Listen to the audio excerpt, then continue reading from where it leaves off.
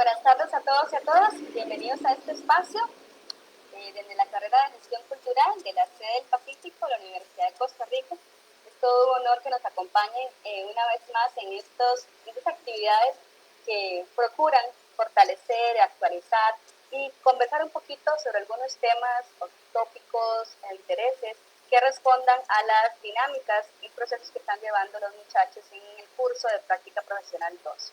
Así que espero que sea este espacio de mucho provecho, de mucho aprendizaje y de compartir sanamente entre los miembros del sector.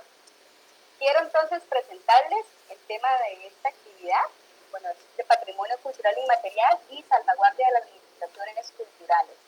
Y tenemos el honor de contar hoy con Dayana Morales González. Ella es arqueóloga, antropóloga y trabaja en la unidad de patrimonio cultural inmaterial del Centro de Investigación y Conservación del Patrimonio Cultural, que está pues, en el Ministerio de Cultura y Juventud, ¿verdad? Entonces, sí les voy a pedir un favor, las preguntas que tengan las pueden realizar en cualquier momento, no pasa nada, ya sea por el chat de la plataforma o bien por Facebook, como ustedes gusten.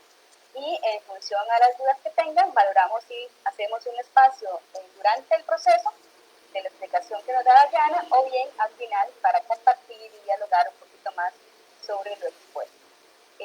Igual, cualquier cosa, ahí estamos anuentes y al tanto. Bueno, sin más preámbulo, los dejo en la grata compañía de Dayana. Bienvenidos y muchas gracias. Bueno, buenas tardes, con gusto. Tal como les comentó la compañera, mi nombre es Dayana Morales González, soy antropóloga y arqueóloga, funcionaria de la Unidad de Patrimonio Cultural Inmaterial del Centro de Investigación y Conservación del Patrimonio Cultural del Ministerio de Cultura y Juventud. Pues hoy tengo el honor y el gusto de poder compartir con ustedes un poquito sobre el tema del patrimonio cultural inmaterial y todo lo que implica o se relaciona con la salvaguardia. Claro, es un tema bastante amplio y lo que intentamos hacer es hacer como una pequeña compilación de conceptos e información que es como la más básica pero necesaria de tomar en cuenta. Para ello yo desarrollé pues una pequeña presentación que les quiero mostrar. Si me permiten, les voy a compartir.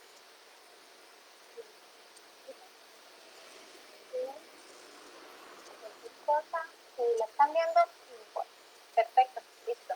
Muchísimas gracias. Bueno, creo que esto es un tema que ya muchas de ustedes conocen, la clasificación del patrimonio cultural, pero a mí me parece muy importante siempre recordarle a las personas que cuando hablamos de patrimonio, en términos muy generales, porque eso se podría, digamos, desgranar un poquito más, podríamos verlo desde dos visiones, lo que es el patrimonio mundial, patrimonio nacional, y vamos a ver lo que es patrimonio mundial, todo lo que tenga que ver con procesos en los cuales los países han llevado la solicitud y han tenido aprobaciones e inscripciones en la lista representativa a nivel mundial por la UNESCO. Entonces ya esto le vamos a llamar patrimonio mundial, incluye elementos culturales, incluye elementos naturales, y dependiendo de la clasificación en la cual hayan optado. Pues la otra opción que tenemos nosotros y que podemos verlo a grosso modo pues es el patrimonio nacional, que pues ha sido como más común entender lo que es el patrimonio natural, todo lo que tiene que ver con el medio ambiente y las políticas en las cuales Costa Rica pues, se ha encaminado y hoy en día pues, es muy conocida a nivel mundial. Y lo que también nosotros tenemos a nivel interno como lo que es el patrimonio nacional, cultural, que podríamos verlo como patrimonio material o patrimonio cultural inmaterial. Pues el material vamos a entender todo aquello que tenga que ver con bienes culturales, inmuebles, podrían ser desde elementos arqueológicos, desde elementos arquitectónicos y demás. Pero el patrimonio cultural inmaterial pues ya retoma otro tipo de acciones y otro tipo de políticas en las cuales las comunidades están envueltas al 100%. Para ello, yo voy a empezar hablándoles un poquito de lo que es la Convención para la Salvaguardia del Patrimonio Cultural Inmaterial, que es una convención que la UNESCO estableció en el 2003, la cual Costa Rica ratificó en marzo del 2007. ¿Por qué es importante hablar de esta convención? Bueno, porque al fin y al cabo es una expresión de compromiso, en la cual todos los estados partes que conforman la UNESCO se pusieron de acuerdo y establecieron un compromiso precisamente para fomentar esa convivencia pacífica en el mundo y pensar en que es necesario darle importancia a las expresiones culturales vivas y la necesidad de su salvaguardia. Precisamente porque este tipo de expresiones, de manifestaciones culturales, al ser una cuestión inmaterial, una expresión o conocimiento, saberes, manifestaciones que necesitan estarse poniendo en práctica a diario, pues necesariamente pues necesitan de mayor protección y de promoción.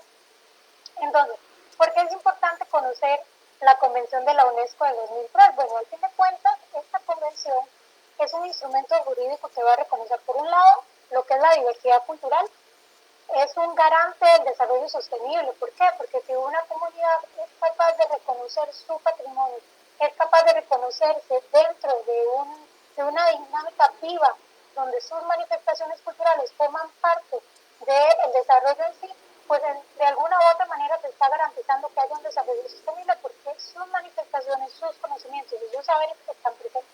Por otro lado, la convención nos va a permitir, si la llegamos a conocer, hacer un agente de acercamiento, intercambio, comprensión y respeto entre los seres humanos. ¿Por qué?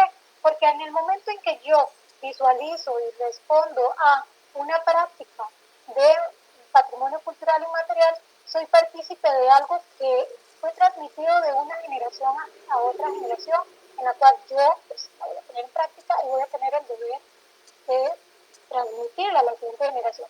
Este esfuerzo que han dado las generaciones por mantener vivo su patrimonio me hace sentir a mí también sensible al esfuerzo que otras comunidades en otros contextos, con otras historias, pues también han tenido que asumir.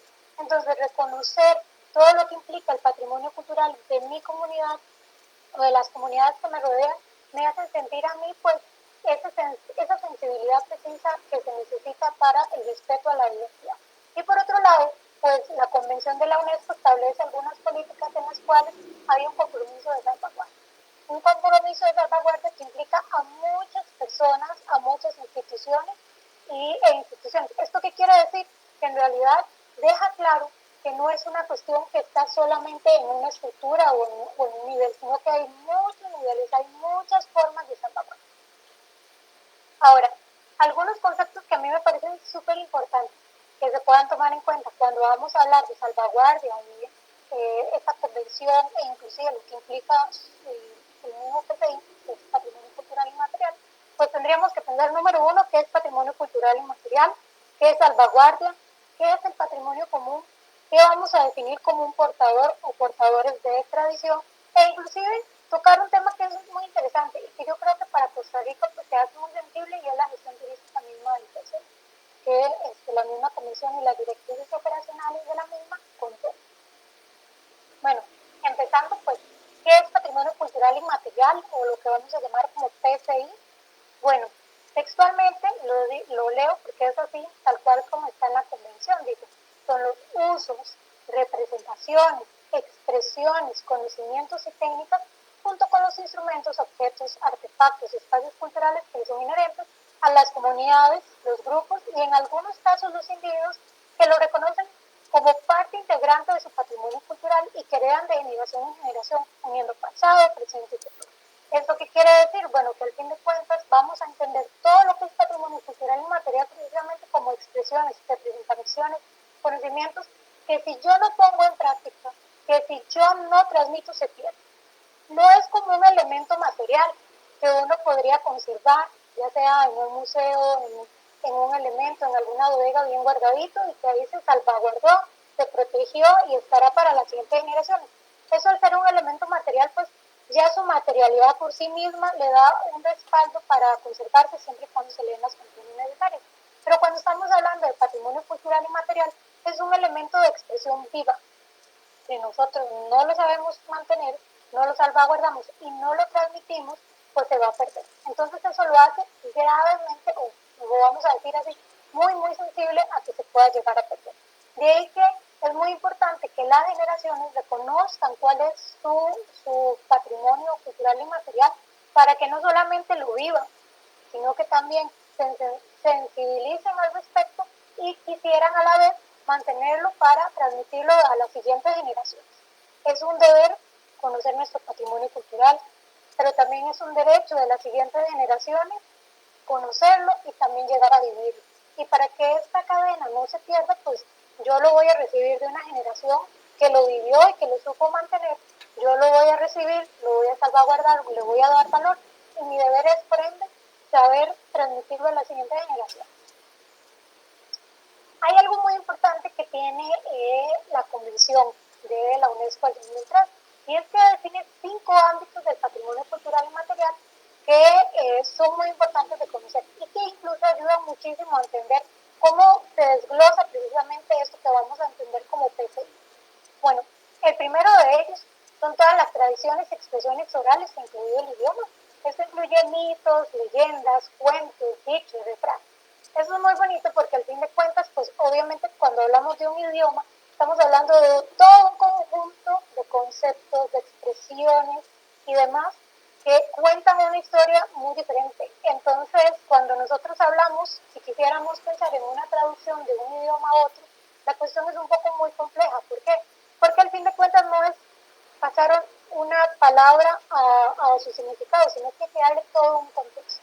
Esto es lo que va a pasar con los idiomas. Los idiomas, pues, tal y como nosotros los vivimos aquí en Costa Rica, el español, pues puede tener muchos significados, una frase o una palabra que en otra región latinoamericana, país o inclusive en la misma Costa Rica podría significar algo, otra cosa.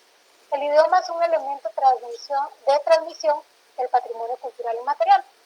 Pero aparte del idioma, también vamos a tener todas esas expresiones orales como mitos, leyendas y cuentos que en realidad están presentes en las comunidades. Yo creo que no hay una comunidad en Costa Rica, lo puedo decir casi que a nivel general en cualquier país, que no tenga una historia propia o un mito, que digan, bueno, cuenta la leyenda que en esta montaña pasó esto y esto y esto. Bueno, tal vez es una cuestión que nuestros abuelos se los contaron y a nosotros nos llegó, pero parte de esa historia que nos están contando está relatando en realidad todo un mundo de conocimientos, incluso hasta enseñanzas. De ahí la importancia de que se conserven. Entonces, cuando hablamos de mitos, de leyendas o de cuentos, pues son muy importantes que nosotros los lleguemos a conocer, pero que también los lleguemos a transmitir para que no se pierdan. No hay, insisto, no hay una comunidad que no tenga sus propios dichos, que no tenga sus expresiones, sus leyendas, sus mitos, y eso lo hace muy particular. Entonces, eso es muy importante que se llegue a salvaguardar. Y ni que hablar de lo que son los refranes, incluso las retaílas, las coplas o bombas, que en muchas regiones costarricenses pues hoy en día se mantienen vivos y que son expresiones precisamente de una cotidianidad, de una vida en la cual de una manera muy creativa pues se expresa. Por otro lado tenemos las artes del espectáculo. Esto lo va a concebir o lo va a visualizar la convención como todo tipo de música vocal o instrumental, expresiones de danza, expresiones de teatro, pantomima, poesía que exista y otras formas de expresión. Pues obviamente tendríamos que pensar aquí que toda la música instrumental que tenemos en Costa Rica, con esos montón de instrumentos tradicionales que tenemos, son parte de este tipo de ámbitos, pero también muchas danzas que se han desarrollado durante milenios o expresiones un poco más contemporáneas que hoy en día pues, vivimos. Aquí podríamos poner desde el swing criollo, que tiene una declaratoria de patrimonio cultural y material nacional, desde el calipso limonense, que también es otra manifestación que tiene una declaratoria de PCI, e inclusive múltiples expresiones que tenemos en la región de Guanacaste, en las comunidades indígenas, y que no descarto que en las mismas comunidades pues tengan sus propias expresiones. Por otro lado, tenemos el ámbito que vamos a conocer como usos sociales, rituales y actos festivos. Este tal vez es uno de los que más fácil podríamos reconocer en las comunidades, precisamente porque estamos hablando de festividades tradicionales, ritos, ceremonias, juegos tradicionales, prácticas chamánicas e inclusive formas de organización. Aquí podríamos pensar en festividades que tengan que ver con un orden religioso. Esto pues por una costumbre implantada desde hace varios años, incluso que vienen desde la colonia, pues en Costa Rica tenemos muchas festividades ligadas al ámbito religioso, pero también tenemos festividades asociadas a productos o elementos muy particulares de la comunidad. Que se dio el Festival del Café, el Festival del Tejivalle, la Feria del Banano. Todo eso lo que quiero decir es que en realidad llegan a ser expresiones propias de las comunidades y se tienen que mantener vivas para que se sigan transmitiendo. Pero dentro de estas manifestaciones también es muy interesante encontrar otras.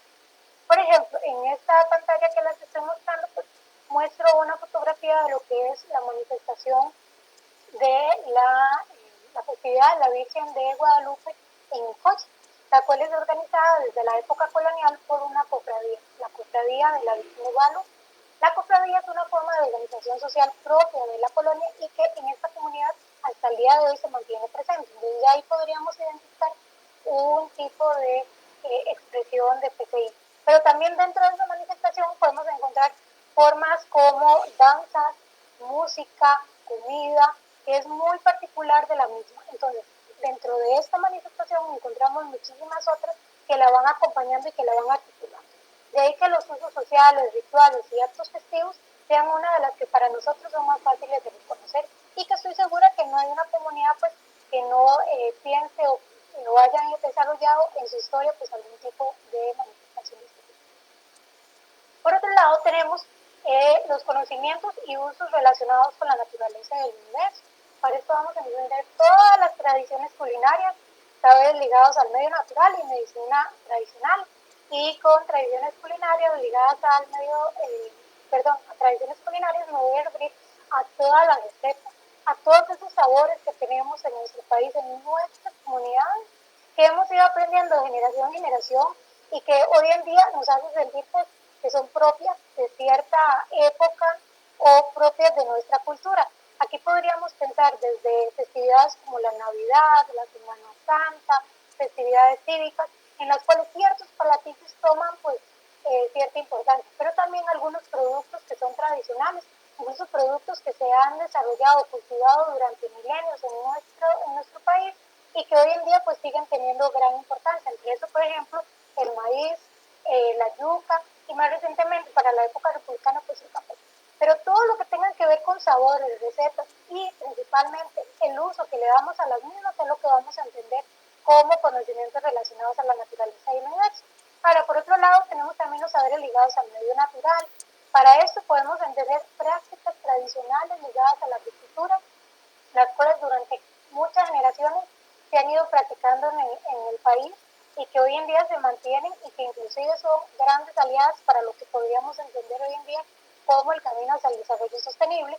Y la medicina tradicional, que en Costa Rica pues está presente, para dar un ejemplo, muchas de las prácticas que tenemos de tener en nuestro jardín o en el paticito o al menos en una maceta, plantas medicinales. ¿Por qué? Porque hemos aprendido y nos han transmitido durante generaciones que esta planta sirve para y este uso natural. Y eso pues entonces son conocimientos ligados a la medicina tradicional. Obviamente también la podemos ligar a las de las comunidades indígenas que durante milenios pues las han sabido transmitir y conservar. Pero, o sea, lo que quiero decir es que la medicina tradicional implica muchísimos conocimientos y saberes que hemos venido recibiendo de generaciones y que hoy en día seguimos teniendo. Finalmente, el quinto ámbito son las técnicas artesanales. Y aquí hago énfasis en que el ámbito dice técnicas artesanales. ¿Por qué? Porque se va a enfatizar en lo que son conocimientos y saberes en el proceso de elaboración y uso de materiales tradicionales. El objeto artesanal en sí es un elemento muy importante, es patrimonio material, pero la parte inmaterial que vamos a ver en esa artesanía precisamente tiene que ver con el conocimiento ligado en cómo elaborarlo, cómo producir y procesar los materiales que me van a permitir construirlo. ¿Por qué? Porque cuando hablamos de técnicas, ese saber, ese conocimiento que yo adquirí porque me lo enseñaron directamente, porque lo vi, o porque vengo de un pueblo donde tradicionalmente se ha desarrollado, es lo que le vamos a dar importancia o que lo vamos a clasificar como PCI.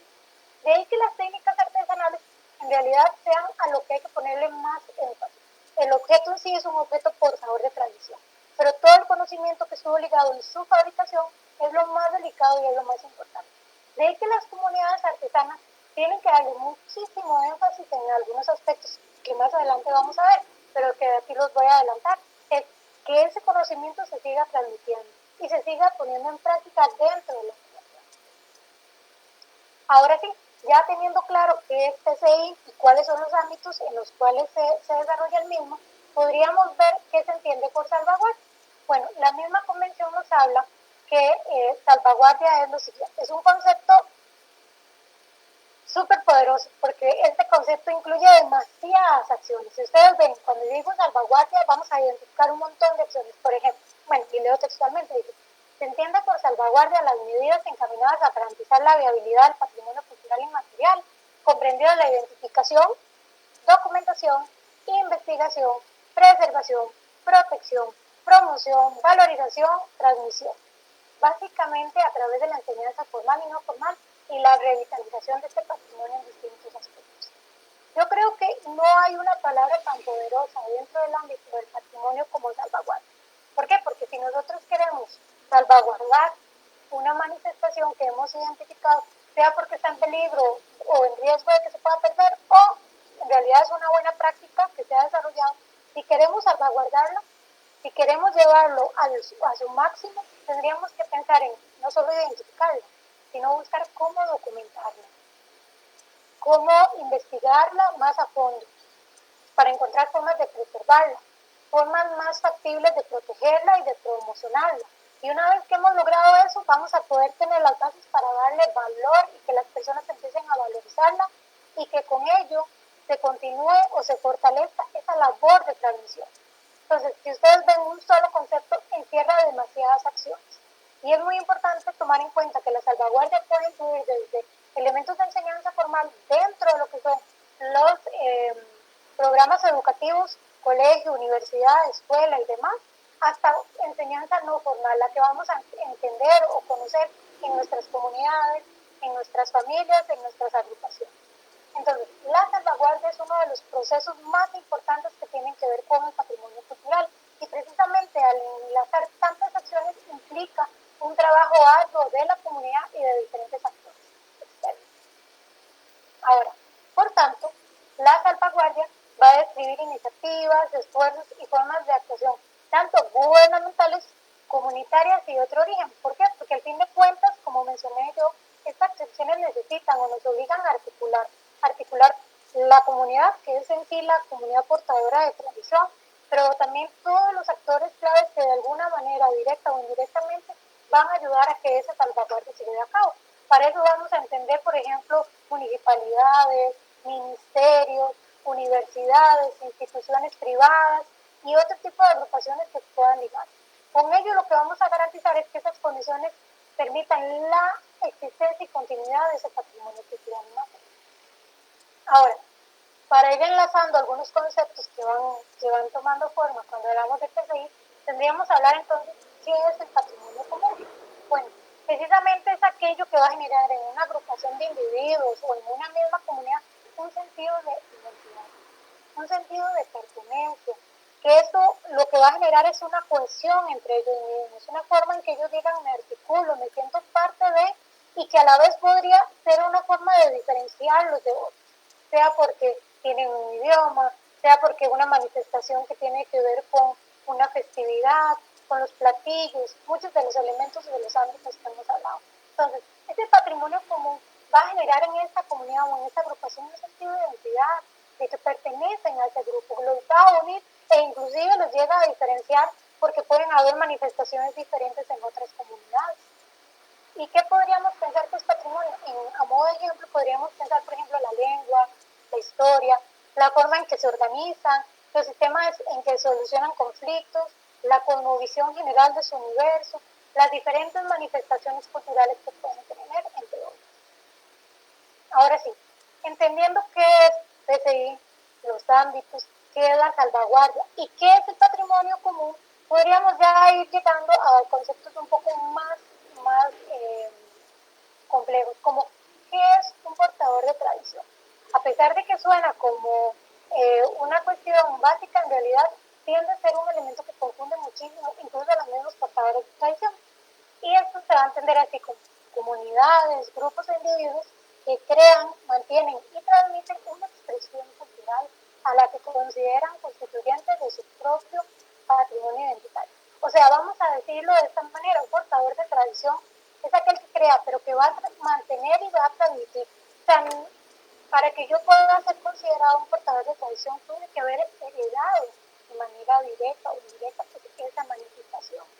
La heredé, la vi puesta en práctica, yo la practico y precisamente entiendo todos sus simbolismos, todos los significados y estoy en capacidad de poder transmitirla a las demás personas, a los siguientes portadores de tradición. Entonces, esta persona que vamos a entender como portador o portadora de tradición es una persona ha recibido durante su vida precisamente saberes, conocimientos y experiencias que lo hacen ser capaz y también responsable de que esa manifestación cultural siga viva, ya que está en él o en ella la tradición misma. Ahora, los portadores de patrimonio cultural y material precisamente son quienes en un corto plazo y en un entorno territorial específico desarrollan esa práctica cultural. Y aquí vamos a hablar de un corto plazo pensando en el tiempo de vida que desarrollan pues, en esa comunidad. Pero lo más importante es que, como vamos a ver ahora más adelante, el territorio es muy importante. Entender ese entorno territorial, ese espacio en el cual se lleva a cabo la manifestación es muy importante, porque precisamente es ahí donde todos esos conocimientos, esos simbolismos toman validez. Como mencioné antes, hay algunas comunidades que tienen mitos, leyendas que son propios de la comunidad y que si yo soy externo, pues llego y no la voy a entender o no voy a ver por qué le dan tanta importancia. Precisamente los portadores de tradición son los que van a entender y a sentir ese desarrollo, digamos, un desarrollo como un poco más especial de lo que podría ser la misma manifestación.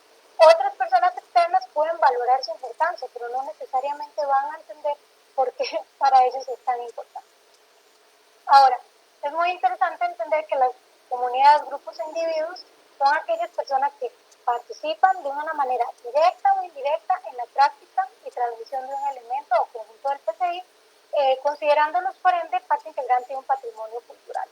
Aquí hablamos de comunidades, grupos e individuos. ¿Por qué? Porque dentro de una comunidad pueden haber diferentes comunidades, pueden desarrollarse agrupaciones y pueden haber individuos que participen en diferentes comunidades, en diferentes agrupaciones y que sean portadores de tradición.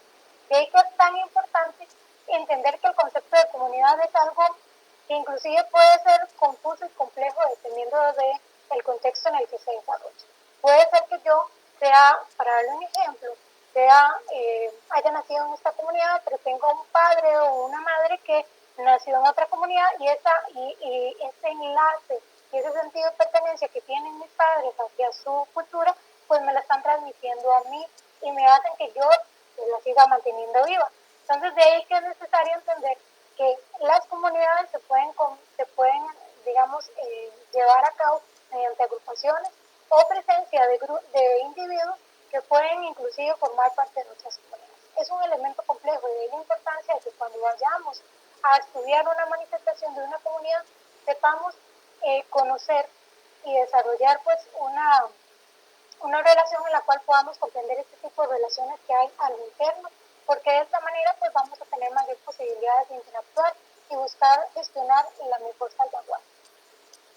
Ahora, la participación comunitaria en el marco de la salvaguardia del PCI.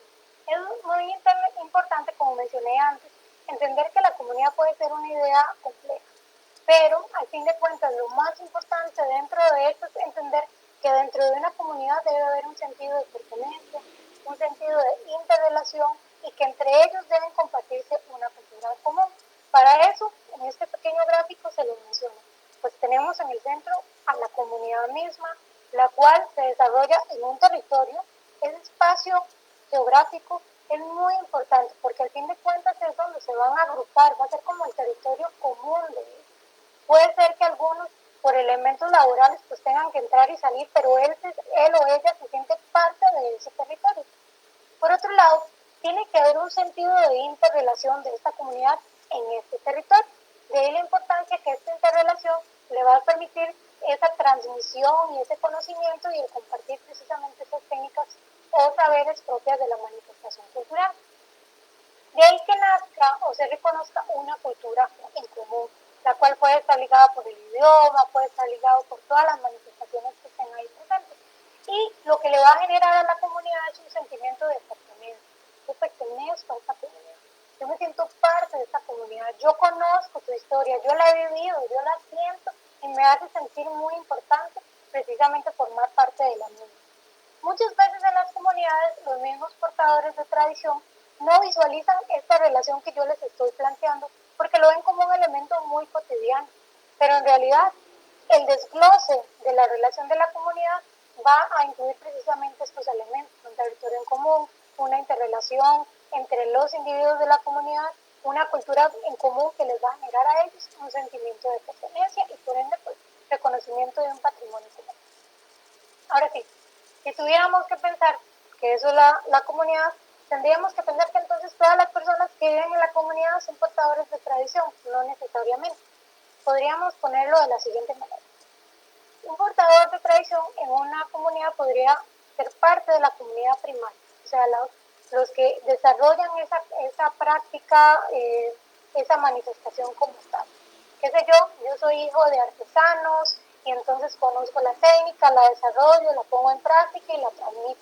Y reconozco que hay otros artesanos, podríamos pensar por ejemplo en las comunidades indígenas como la Uruca, los mascareros o las mujeres que generan los textiles. Bueno, precisamente son portadores de tradición en su comunidad y existen precisamente estas agrupaciones de portadores de tradición.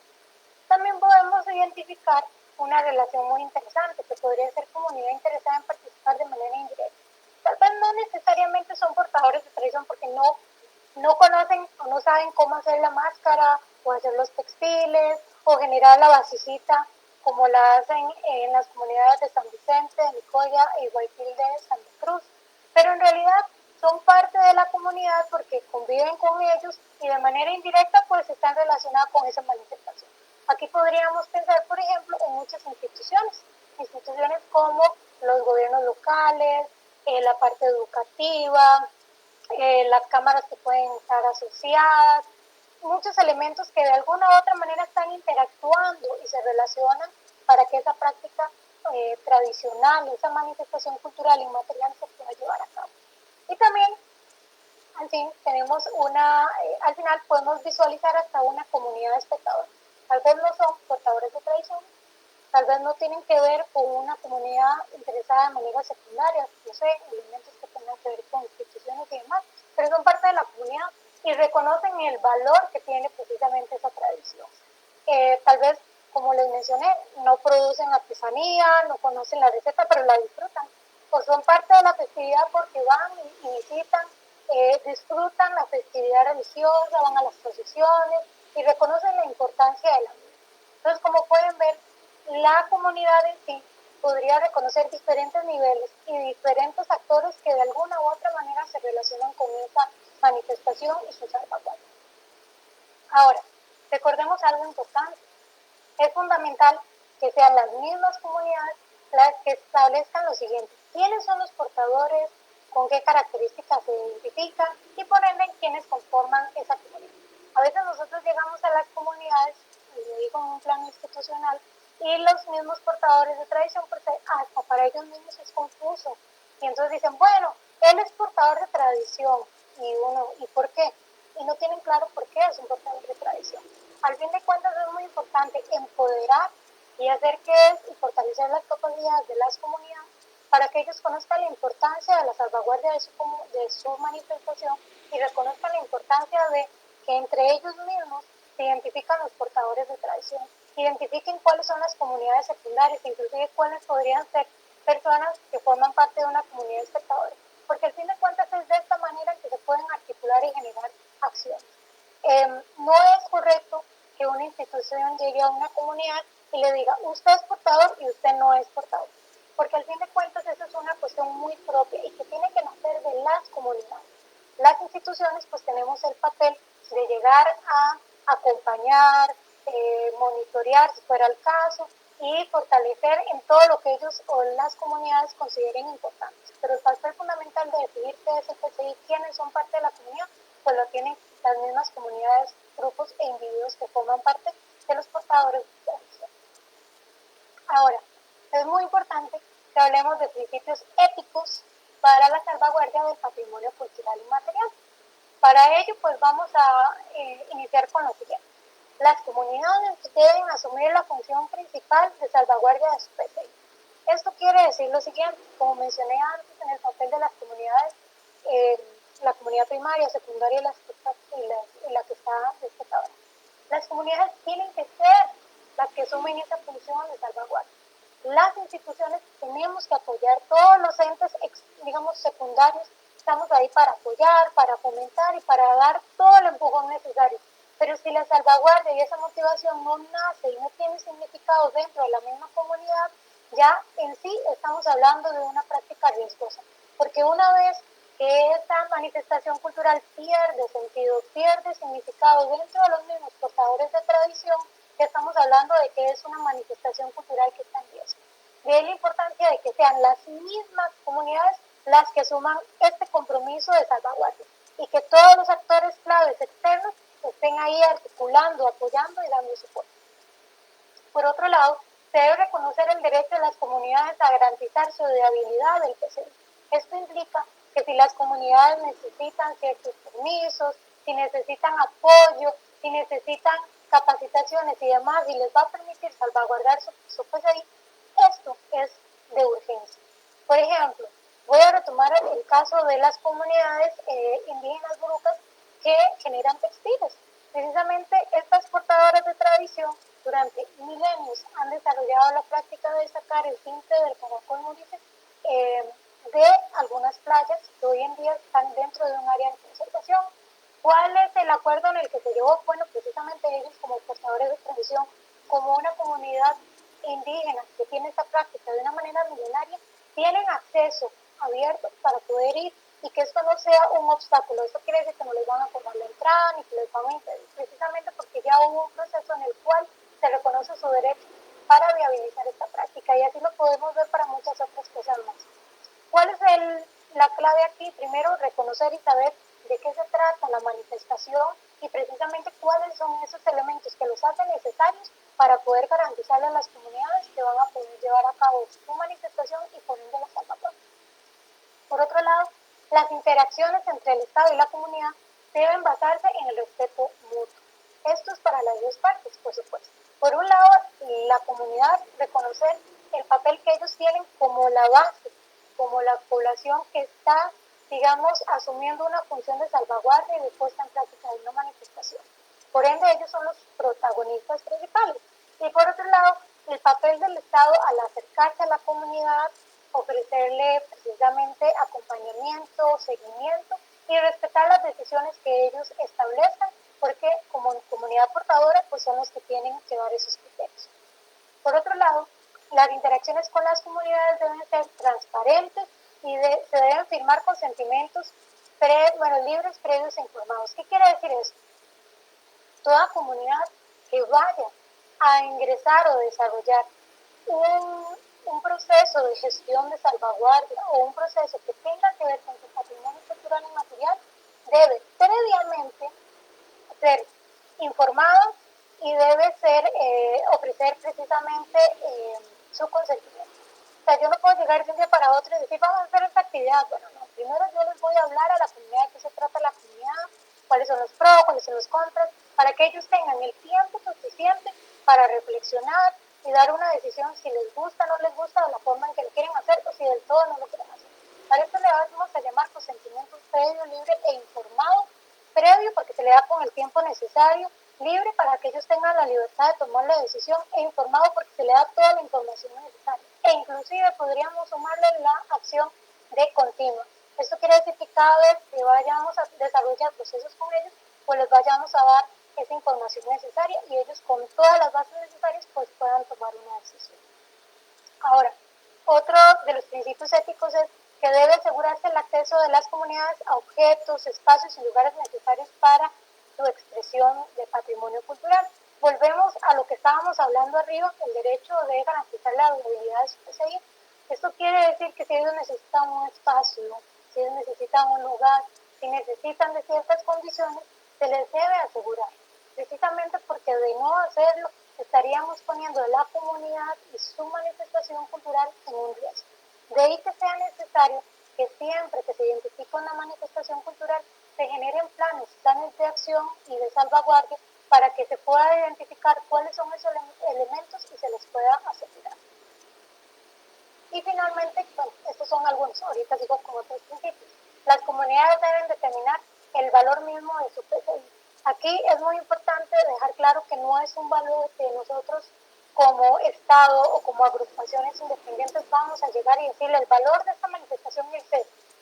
Si para la comunidad el valor es enfocado en otras cosas que tal vez nosotros no le hemos dado mucha importancia o que pensamos que no es secundario, tenemos que respetar ese valor. ¿podemos fomentar el rescate y la valorización de otros elementos que se han ido perdiendo? Sí, pero al fin de cuentas son las comunidades las que tienen que decir qué es importante y por qué le dan esa prioridad. ¿Por qué? Porque al fin de cuentas ellos son la base de la salvaguardia. Ahora, por otro lado, se debe proteger el interés moral y material del PCI que crean esas comunidades. Con esto queremos decir desde derechos de propiedad intelectual hasta elementos en los cuales ellos no vayan a estar expuestos a prácticas que denigren o desvaloricen estas manifestaciones. Por otro lado, se debe respetar plenamente la diversidad cultural y la naturaleza cambiante del PCI. Aquí es algo que a veces hasta en las mismas comunidades es un poco complicado, pero ellos mismos lo llegan a conocer. El cambio. El cambio es un elemento propio de las manifestaciones culturales. Hay elementos que se van a ir adaptando y que inclusive para la misma salvaguardia va a ser necesario que haya un cambio. Entonces, ¿qué quiere decir con esto? Que solamente una comunidad que es consciente de la historia y la trascendencia que ha tenido su manifestación es capaz de identificar qué elementos han ido cambiando y qué elementos se han ido conservando. De ahí que puedan tomar la decisión y visualizar a futuro qué se conserva y qué podrían ellos estar disponibles o pensar que es viable que pueda ir cambiando de manera continua o de una manera lenta. Ellos definirán el ritmo. El detalle es que el elemento del cambio siempre va a estar presente y no necesariamente hay que visualizarlo como un elemento que pone en peligro la práctica. Al contrario, en algunos casos modernizar procesos, actualizar de manera legal algunas asociaciones y demás, les va a permitir precisamente estando dentro de la normativa y el cumplimiento de las leyes, asegurar la salvaguardia y la puesta en práctica de su manifestación. Por otro lado, las comunidades deben evaluar el impacto de cualquier acción sobre la viabilidad de su PCI o de la comunidad misma. De ahí la importancia que se desarrollen planes de salvaguardia. Esto quiere decir que yo junto con la comunidad puedo desarrollar actividades en las cuales podemos visualizar qué podría en un futuro próximo, en medio, inclusive a largo plazo, poner en riesgo la práctica, inclusive la misma manifestación. Aquí voy a poner un ejemplo muy claro. Si esta manifestación en algún momento se pusiera en asociación con prácticas turísticas, es muy importante visualizar y prever desde antes cualquier tipo de peligro o riesgo que podría tener la comunidad al ingresar por eso. Esto es un ejemplo que doy, pero de ahí la importancia de que siempre se visualicen posibles elementos. Máxime que estamos en una sociedad ligada a procesos de globalización, los cuales pues, precisamente ponen en riesgo la continuidad, la sensibilización e inclusive la misma transmisión de estas prácticas culturales. Por otro lado, debe asegurarse el acceso de las comunidades a objetos, espacios. Bueno, esto ya lo había leído, perdón, que la puse extra. Después, las comunidades deben identificar las amenazas a su PCI y decidir cómo prevenirlas y mitigarlas, como mencioné antes. Esto se puede desarrollar única y exclusivamente si las comunidades gestionan planes en los cuales pueden visualizar en un futuro próximo, mediano o largo posibles problemas o riesgos que puedan surgir, y de ahí la necesidad precisamente de identificar esas amenazas y buscar cómo prevenir. Es ahí una labor importantísima de gestión cultural. Y por otro lado, todas las partes deben participar en los procesos de salvaguardia. Aquí me refiero a las comunidades primarias, las comunidades secundarias e inclusive comunidades que tal vez no están ligadas en su salvaguardia al 100%, pero con solo reconocer la importancia, respetar la diversidad y lo que implica la salvaguardia, ya con eso están colaborando. O sea, a veces no necesariamente las personas van a poder generar acciones, pero el que simplemente reconozcan y vean la importancia de esa salvaguardia, respeten a los portadores de tradición, ya están haciendo una gran colaboración. Pero cuando hablamos de salvaguardia, todos los actores claves con la comunidad deben participar. Ahora, la salvaguardia del PCI en el plano nacional, aquí tendríamos que hablar que según la Convención de la UNESCO 2003, todos los estados partes tienen la obligatoriedad de adoptar medidas indispensables para asegurar la salvaguardia de su patrimonio cultural. De ahí que yo me voy a remitir un poco a lo que es el papel de los inventarios culturales.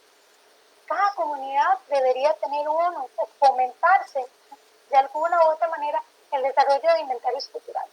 Si nosotros queremos gestionar buenas políticas, buenas prácticas de gestión cultural, debemos partir de que si conocemos el contexto y el panorama, vamos a poder tomar decisiones más acertadas y focalizar la atención en lo que digamos, veamos como inclusive más riesgoso.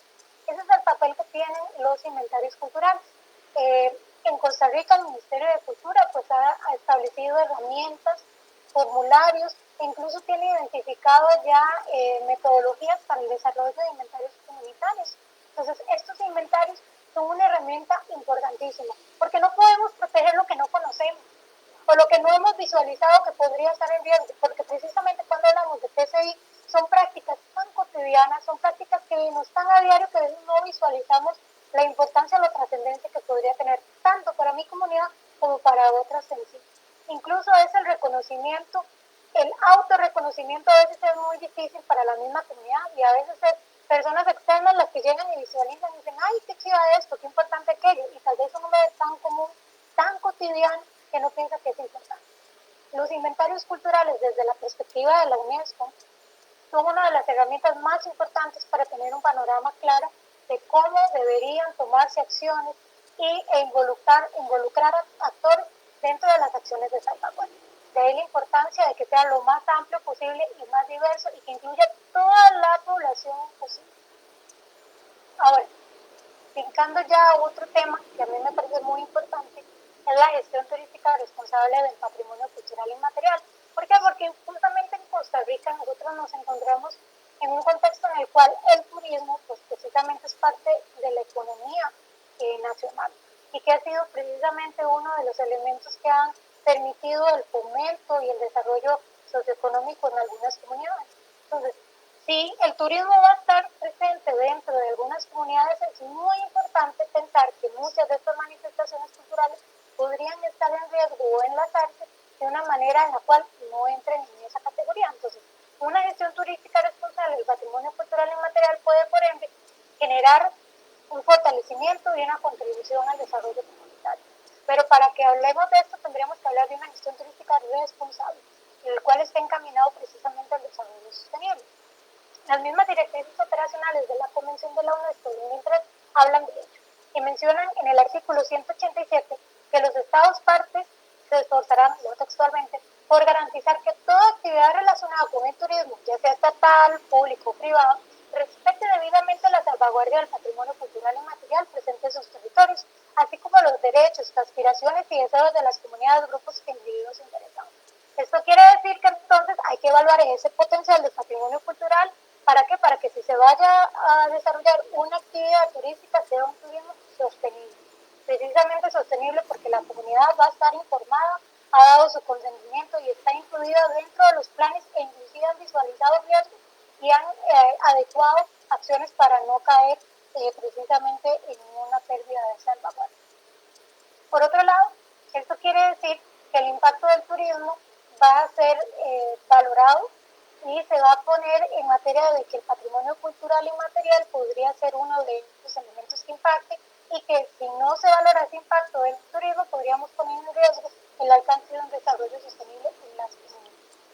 Por ende, es muy importante cuando hablemos de turismo y prácticas turísticas en las comunidades ligadas con patrimonio cultural y material, es ver las posibles repercusiones que pueda tener desde mucho tiempo antes que inicie. No hay que esperar a que la actividad misma de turismo ya se desarrolle en la comunidad para después ver cómo organizamos a la comunidad. No. Lo ideal, en un plano ideal, es que mucho antes de que se vayan a desarrollar o ingresen actividades turísticas a una comunidad que tiene algunas manifestaciones culturales que pueden ser de atractivo para los visitantes y los turistas, es que precisamente se visualice la importancia de prever repercusiones y que se piense en planes de cómo salvaguardar y atender esas amenazas. Ahora, aquí hay algunos principales riesgos del patrimonio cultural ante el turismo, solamente para mencionar algunos. Por un lado, que se congele la dinámica socioeconómica de la comunidad, que no haya un solo desarrollo o un escaso desarrollo. Eso quiere decir que se desarrollan actividades turísticas, pero la comunidad nunca estuvo involucrada y por ende su dinámica socioeconómica está congelada. O sea, hay dinero circulando, pero no quedó nunca en la comunidad. Y lo peor de todo es que el atractivo turístico es precisamente una práctica comunitaria. Entonces, este es un riesgo que se tiene que prever. Por otro lado, que hay una sobreexplotación de recursos naturales. Esto quiere decir que tanto su contexto o los materiales mismos que se pueden utilizar hacer para platillos o artesanías puedan estar en riesgo de sobreexplotarse por no haberse previsto la posibilidad de que una excesiva práctica del turismo o un turismo no planificado pueda ponerlo en riesgo. Por otro lado, la pérdida de la función y del significado comunitario de las manifestaciones. Esto quiere decir que como el turismo visualizó una práctica cultural como algo muy llamativo, pues entonces las comunidades podrían empezar a hacerlo más exótico o dejar de practicarlo ya por el significado mismo que tiene la comunidad, sino para darle un significado pues más económico por su relación con el turismo. Y eso es un riesgo muy grande. Por otro lado, que se pueda descontextualizar o inclusive tergiversar ese patrimonio cultural. Esto implica que si se descontextualiza, si se sale de la fecha específica en que se da la festividad, fuera del contexto espacial o el lugar preciso, el escenario en el que se desarrolla, para ya hacer una recreación para los turistas, ya estamos hablando de un riesgo porque se está tergiversando la manifestación cultural. Por otro lado, que haya una apropiación indebida de conocimientos, saberes y técnicas patrimoniales. Esto quiere decir que esos conocimientos, esos saberes que estos portadores de tradición han heredado de generación en generación, que llevan siglos o milenios recibiendo y conservando, tienen que salvaguardarse y que no deberían venir sujetos externos y no portadores de tradición a adueñarse para poder confeccionar y comercializar a partir de ellos. De ahí la importancia de que este riesgo se pueda ver y se creen políticas necesarias para la protección de estos derechos. Por otro lado, que haya una distribución no equitativa de los ingresos, donde estamos hablando de que el atractivo del turismo va a ser precisamente la parte comunitaria y las manifestaciones culturales, pues entonces debería haber un balance entre la contribución que da la comunidad con los agentes turísticos. Por otro lado, ¿cómo se podría mitigar? Ahora vamos a ver la otra cara de la moneda. Bueno, por un lado, es que las comunidades participen y den el consentimiento de que están de acuerdo en este tipo de participaciones al turismo.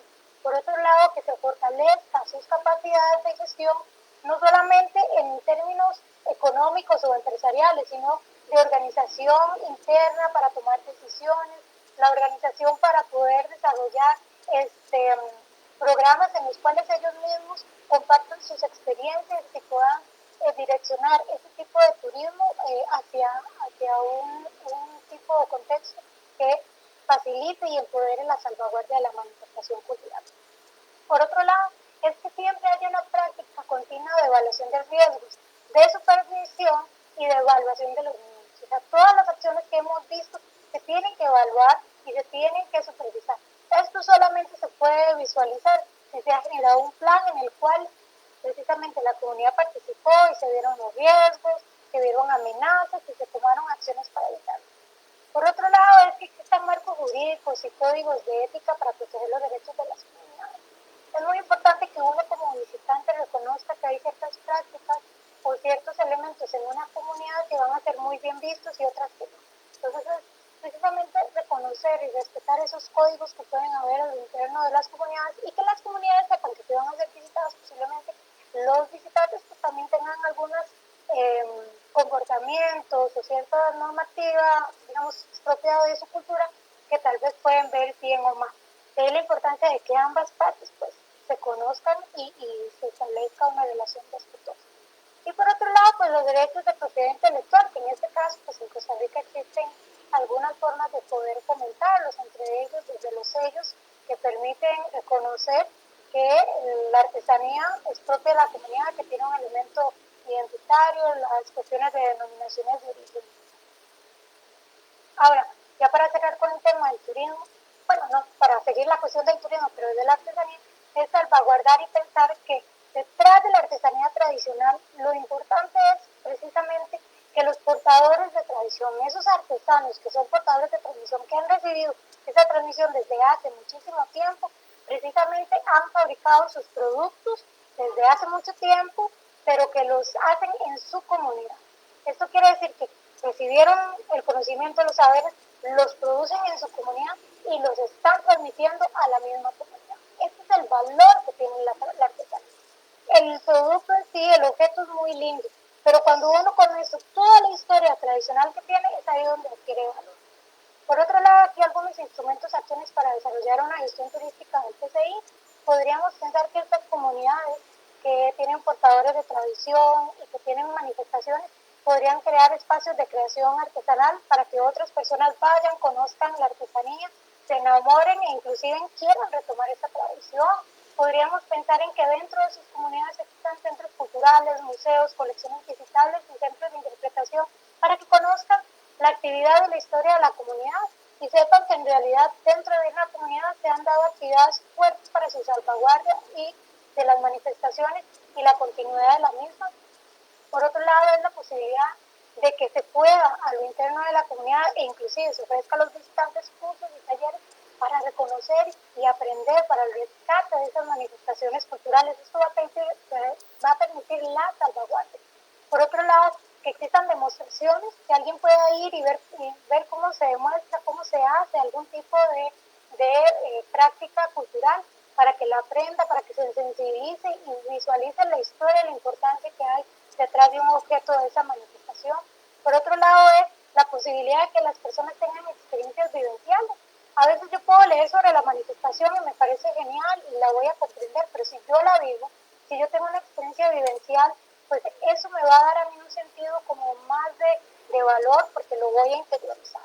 Por otro lado está la posibilidad de que dentro de las comunidades se visualicen festividades o festivales en los cuales se fomente el dar a conocer, el fomente la práctica de esa manifestación. Eso es muy importante. Una vez que ya se han identificado todas las manifestaciones en una comunidad, una buena forma de poder establecer precisamente una salvaguardia es promocionándola, divulgándola, es hacer que otras personas la conozcan. Eso le va a dar un sentido de apropiación al portador de tradición y un visitante va a llegar a conocer y va a dar una sensibilidad y un respeto a esa diversidad.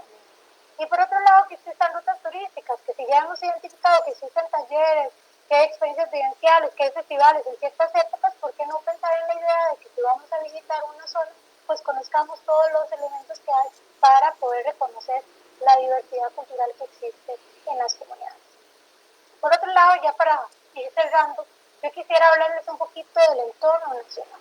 Dentro de Costa Rica, a partir de la ley o el decreto más bien número 38.325.6 del 22 de enero del 2014, se creó la Comisión Nacional de Patrimonio Cultural Inmaterial, que es la CONAPACI, la cual en su artículo 1 menciona: créase la Comisión Nacional de Patrimonio Cultural Inmaterial adscrita al Ministerio de Cultura y Juventud como un órgano de carácter técnico encargado de coordinar y asesorar en la salvaguardia, protección y revitalización del patrimonio cultural inmaterial.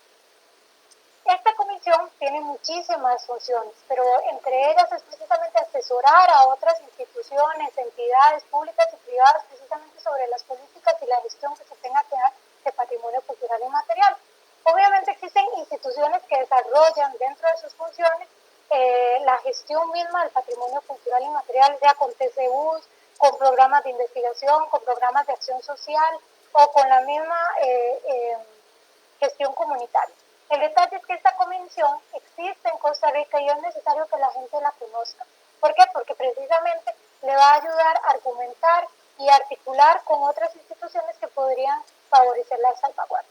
El artículo 4 menciona que la Comisión Nacional de Patrimonio Cultural está integrada por el Ministerio de Cultura y Juventud, el cual lo va a presidir un representante titular y uno suplente, un representante del Centro de Investigación y Conservación del Patrimonio Cultural, un representante de la Dirección de Cultura del Ministerio de Cultura y Juventud, un representante del Ministerio de Educación Pública, un representante de las universidades con especialidad en antropología social nombrados por el Consejo Nacional de Rectores, un representante del Instituto Costarricense de Turismo, un representante del Consejo Internacional de Monumentos y Sitios, ICOMOS, y un representante de la Asociación de Grupos e Intérpretes de las Culturas Populares Costarricenses. En este caso, pues, AGICO. Entonces, es muy importante reconocer y saber que esta comisión, pues, está activa. Una vez al mes siempre se están reuniendo y atienden todas las solicitudes. E inclusive, dentro de ello está las declaratorias de patrimonio cultural inmaterial que hay en Costa Rica, que ahorita vamos a ver. Solamente a modo de un anuncio, quería mencionar que en estos momentos está una convocatoria abierta, en la cual justamente se está buscando el representante de las asociaciones culturales, digamos que es sociedad civil. Entonces, si ustedes revisan la página del Centro de Patrimonio y la página del Ministerio de Cultura, pues van a encontrar todos los requisitos de quien quisiera formar parte de la Comisión Nacional de Patrimonio Cultural. Pues debe ser un portador de tradición, que esté asociado a una asociación o a una agrupación que precisamente busca la salvaguardia de la vida. Pero es muy importante porque la sociedad civil tiene participación dentro de esta Comisión de Patrimonio Cultural y Inmaterial, conocida como CONAPAT. Actualmente, pues en Costa Rica tenemos declaratorias nacionales, algunas de estas han pasado dentro de lo que conocemos como CONAPAT y algunas se hicieron mucho antes de su creación, pero entre ellas está el baile popular de swing del 2002, el tope de toros de Liberia, que se declaró en el 2013, el género musical calipso limonense, que se declaró en el 2012, tenemos la cerámica con motivos chorteros en el 2013, que fue declarada, tenemos el juego de los diablitos del 2010, que fue declarado en el 2017, la festividad de Nuestra Señora Virgen de Guadalupe en el 2014. Y finalmente, pues tenemos una manifestación cultural que está dentro de la lista representativa del patrimonio cultural inmaterial de la humanidad, que es la tradición del boyeo y la carreta, la cual fue inscrita en el 2008 en la lista representativa, aunque fue proclamada originalmente en el 2005. Esto porque originalmente fue proclamado como una obra artística y oral de la humanidad y posteriormente entra dentro de la lista de lo que la UNESCO va a unificar como patrimonio cultural inmaterial. Entonces, para este año estamos cumpliendo 15 años de esta declaratoria, la cual sigue viva y la cual tiene un comité de seguimiento a nivel nacional que se encarga de mantener activo el plan de salvaguardia que se presentó ante la UNESCO ante la solicitud de inscripción ante la lista representativa. Por otro lado, quisiera hablarles un poquito de lo que son algunas de las formas en que el Ministerio de Cultura ha fomentado precisamente la salvaguardia de manifestaciones culturales. Por una vez, pues, los premios nacionales del Ministerio de Cultura. Esto nace a partir de la ley 9122 de premios nacionales, que tiene jurados independientes al Ministerio de Cultura. O sea, el Ministerio de Cultura es el encargado de fomentarlos, pero los jurados son independientes. En estos momentos nos encontramos con postulaciones de candidatos a estos premios. Está abierto hasta el 30 de noviembre. Es una gran oportunidad para que muchas personas que se han desarrollado y que han desarrollado una gran carrera en sus ámbitos artísticos y culturales, pues puedan tener un reconocimiento. En estos momentos, pues las postulaciones están abiertas hasta el 30 de noviembre de 2020 y se estaría dando los galardones o anunciando en enero del 2021. Algunas de las categorías o las categorías son artes visuales, danza, música, teatro, literatura, investigación cultural, gestión y promoción cultural es uno de los premios, comunicación cultural, periodismo, el Premio Nacional de Cultura Malgón y el que tenemos para Patrimonio Cultural Inmaterial, que es el Premio Nacional de Patrimonio Cultural Inmaterial Emilia Prieto Tugore, que es el que precisamente le va a dar un reconocimiento a un portador de tradición que durante toda su vida se haya encargado de fomentar y de salvaguardar alguna manifestación de la cual él sea o ella sea portador. El año pasado pues se le dio el galardón a la cofradía de la Señorita Virgen de Guadalupe, la cual desde hace más de 475 años pues ellos como agrupación han mantenido viva pues la manifestación de la festividad de la Virgen de Guadalupe. Esta es una invitación, si ustedes quieren saber más sobre ello, pues ingresan a la página del Ministerio de Cultura y del Centro de Patrimonio para conocer, porque cualquier persona podría nominar o autonominarse para recibir estos premios nacionales. Y por otro lado, quería hablarles un poquito de lo que son los certámenes nacionales de PCI que hace el Centro de Investigación y Conservación del Patrimonio. Nosotros por ley hacemos dos certámenes nacionales de PCI, uno se hace en un año y el otro se hace en el siguiente. Tenemos uno sobre artesanías, el último que se llevó a cabo fue en el 2019, que estuvo enfocado en lo que es precisamente artesanía enfocada en la alfarería o cerámica. Se llevó a cabo y se le denominó el espíritu del barro. Precisamente convocó a todos los artesanos para que pudieran participar, presentar fotografías y descripciones de lo que es una artesanía y pues ellos ponían a concursar alguna pieza que para ellos era importante y se les dio pues precisamente una premiación que que viene acompañada no solamente por un reconocimiento, sino también por un reconocimiento económico. Igual que los premios nacionales que les mencioné anteriormente, no solamente es el reconocimiento, sino que también hay un presupuesto que por ley se ha destinado para precisamente fomentar este tipo de prácticas y salvaguardia de manifestaciones. Este es el certamen de artesanía, que se hace cada 2 años. El otro certamen que hacemos, por eso es que son bianuales, es certámenes que hacemos de comida, que tiene que ver con el ámbito precisamente de conocimientos ligados a la naturaleza. Actualmente este año estamos desarrollando el certamen de comida tradicional, que se está desarrollando en los 3 cantones, Dota, León Cortés y Tarazú, en la zona de Los Santos, precisamente porque este año tocaba hacer el certamen de comida. Este tiene un total de 8 millones de colones en premios e incluía diferentes categorías para las cuales las personas lo único que tenían que hacer era inscribir su receta y la importancia de cómo fue transmitido, cuándo se usa y todo lo que tenga que ver con la parte ligada al PCI. Estas son algunas formas en que se ha buscado fomentar el desarrollo y la salvaguardia de las manifestaciones culturales a nivel institucional, pero también están todas las labores que se hacen a diario, por ejemplo, la Dirección de Cultura, que tiene las becas Taller, que es un fondo destinado precisamente para proyectos y gestiones culturales ligadas al patrimonio cultural inmaterial, e inclusive fondos de cultura que se le da fondos a agrupaciones culturales en los cuales hayan proyectos sociales o artísticos, incluso culturales, ligados precisamente a la salvaguardia.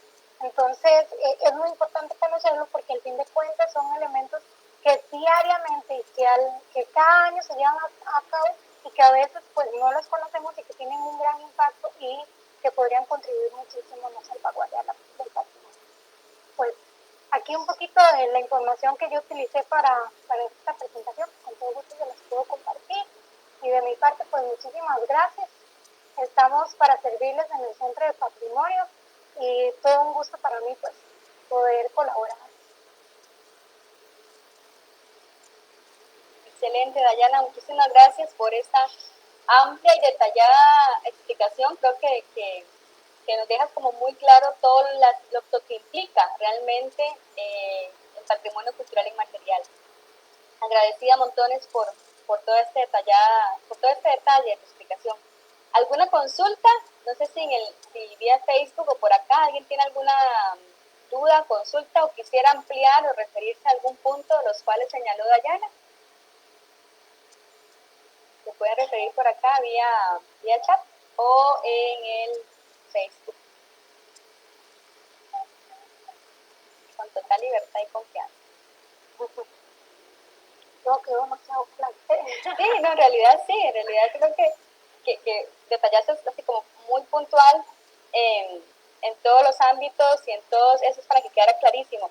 Y yo creo que también es un gran reto, ¿no? Igual dentro de la carrera, precisamente por lo que comentabas, hay manifestaciones que son tan cotidianas en una comunidad que tienden a ¿verdad? A no sentirse que tienen ese valor y que representan ese patrimonio. Vamos a ver por acá. Bueno, sí, si gustan, igualmente nos pueden mandar un mensajito a la página del Facebook de Gestión Cultural UCR y por ahí nos facilitan su contacto y con mucho gusto, una vez que Dayana nos facilite la presentación, se la hacemos llegar. No hay ningún problema con eso. Igualmente también aprovechen y nos siguen ahí en redes sociales para conocer más tipo de actividades que van a ir en la línea de fortalecer y actualizar y compartir con todos los temas afines a gestión cultural. No sé si alguien más tiene alguna duda o consulta.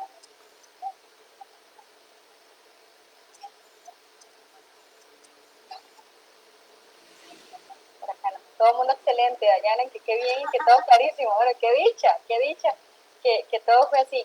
Igual yo creo que también nos dejas la vuelta picando en la mesa, ¿verdad? Ahora que estamos en ya la primera generación de gestores culturales y es todo un reto también creo para los mismos muchachos promocionar, el pasar a la práctica ese concepto, esa palabra mágica de salvaguardia que nos explicaste muy bien, que tiene un montón de detalles y de implicaciones y bueno, pues toda la gestión. Y me pareció sumamente interesante que hicieras el enlace con la actividad turística que cada vez cobra mayor protagonismo en una zona como la que está la sede del Pacífico, en el área de Punta Arenas, pues tiene una gran pertinencia, ¿verdad?